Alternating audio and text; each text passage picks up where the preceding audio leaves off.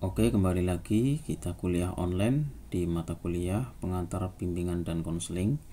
Saya akan menyampaikan tema pada kesempatan kali ini yaitu tentang landasan filosofis, psikologis, sosial, budaya, dan religius.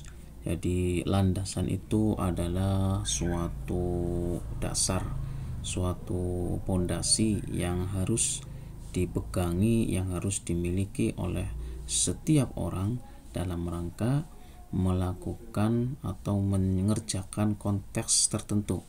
Dalam hal ini konteksnya adalah tentang bimbingan dan konseling.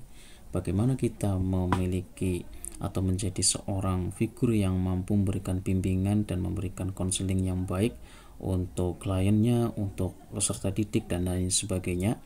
Yang paling utama adalah kita harus mengenali dulu tentang landasan-landasan, dasar-dasar apa saja yang perlu kita terapkan, yang perlu kita adopsi, yang perlu kita tanamkan, sehingga apa yang kita sampaikan, apa yang kita berikan kepada orang lain itu memiliki dasar yang baik sehingga memberikan manfaat yang luar biasa kepada siapapun. Jadi kita akan mengkaji tentang landasan filosofis. Yang pertama adalah humanisme. Ada satu filsafat, ya, salah satu aliran, yaitu aliran humanis. Humanis itu tokohnya adalah, ya, salah satu tokoh diantaranya yaitu tentang Abraham Maslow misalnya, ya. Jadi menurut Maslow itu, ya, belajar itu merupakan serangkaian proses yang harus dilalui untuk mengaktualisasi dirinya. Jadi menganggap manusia sebagai subjek yang bebas, bertanggung jawab, dan memiliki kemampuan untuk mengarahkan dirinya sendiri. Bagaimanapun apapun yang dilakukan oleh setiap manusia itu adalah suatu bentuk belajar dalam rangka menuju hal yang baik, begitulah, ya. Jadi humanis itu proses bagaimana dia melakukan pembelajaran. Artinya berkaitan juga dengan fokus pada empati, ya, penerimaan tanpa syarat dan keaslian. Jadi humanis itu berangkat memang dari dirinya sendiri sebagai seorang manusia. Kalau kita ambil dari suku katanya, humanis itu adalah berangkat dari kata homo. Homo itu manusia, ya, ilmu atau ilmu pengetahuan yang mengkaji tentang kemanusiaan. Jadi dalam diri manusia itu secara naluri memiliki karakter empati, simpati, karakter yang baik dan lain sebagainya lah. Ini adalah nilai-nilai humanistik. Jadi ada nilai-nilai kemanusiaan yang ada di dalam dirinya. Inilah yang kemudian perlu diterapkan, perlu diambil prinsip ini, artinya prinsip kemanusiaan, memanusiakan manusia.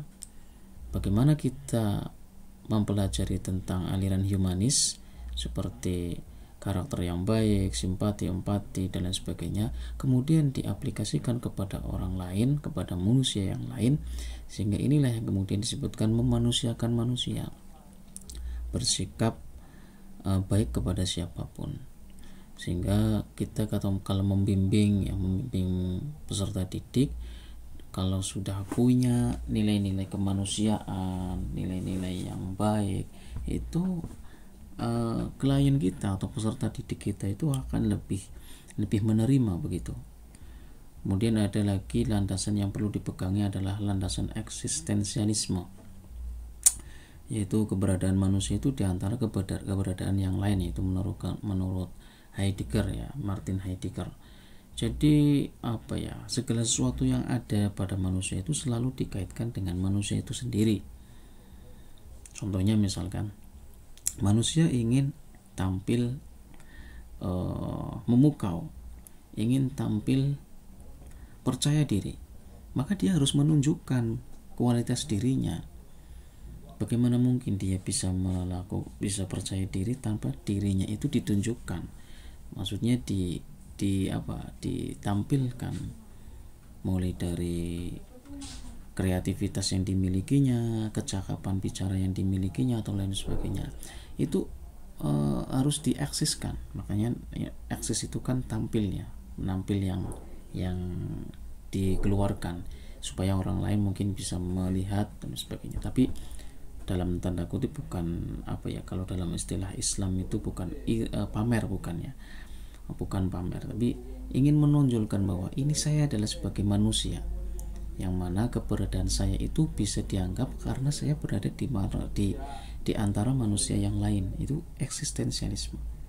Maka ketika ada anak peserta didik yang mau minta bimbingan, dia itu sebenarnya sedang menuju proses mengeksistensikan dirinya karena perlu orang lain, sama juga dengan kita yang perlu orang lain. Maka dalam bimbingan dan konseling ini keberadaan orang lain ini menjadi penting ya.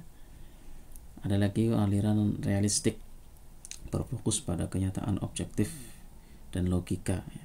Aliran ini percaya bahwa masalah dapat diselesaikan dengan cara yang rasional dan struktur begitu.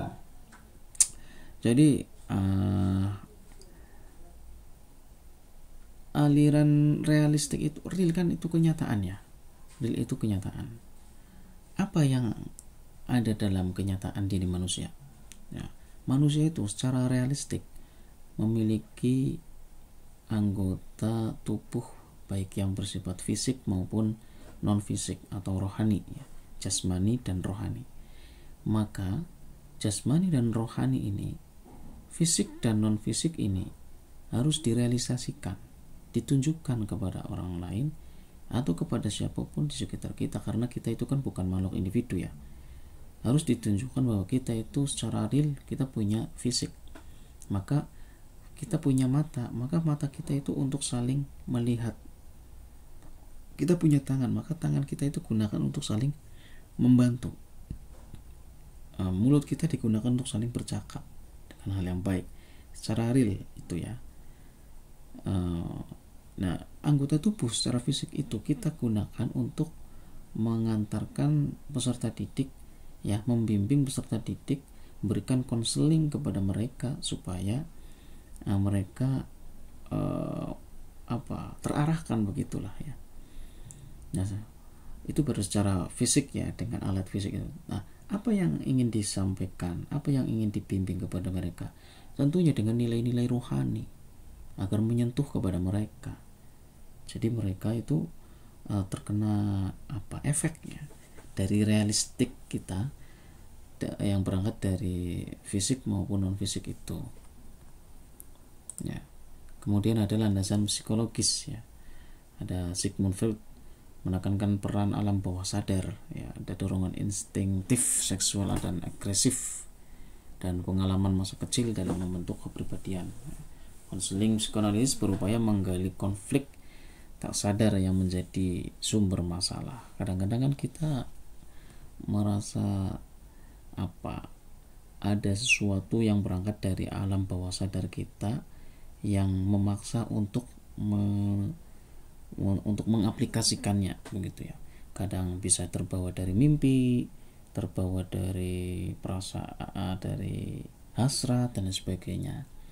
Maka ini perlu kita tunjukkan ya.